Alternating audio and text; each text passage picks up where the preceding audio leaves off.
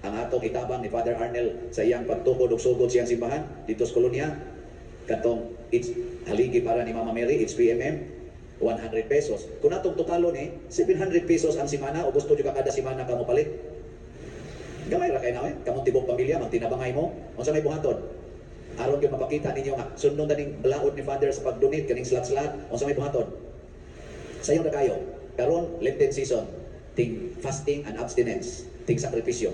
Ako mong hangyoon gikan karon hangtod sa Black Saturday pag fasting and abstinence mo 5 ka adlaw kada usa ninyo 5 lang ka adlaw nya ang budget nato aning atong 5 ka adlaw nga kaon nawa nato gamita kaon og snacks aning 5 ka adlaw ipalit ninyong slot.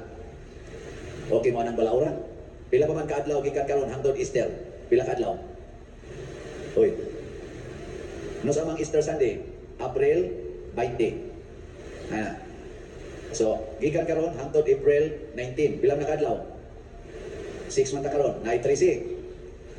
Kuhain na niyo 5 kadlaw. Unsa man ang fasting?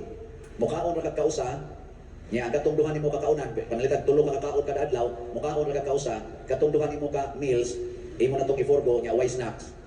So mo na nya kaduha ra ka mukaon sa kadlaw, kausa na lang ka mukaon, katong imo mo sa meal, imo na tong kuhaon ug ang imong snacks. Mo na fasting. Abstinence, of course, why carne? Sige. Deal or no deal? Lingi ay mong tupad. Ing na, sugod na ta karon. Ing na, sugod na ta. Kanang wa mulingi, na miligro. Ang kanang nilingi, niya, madasigong ni aga-agad sa iyang tupad.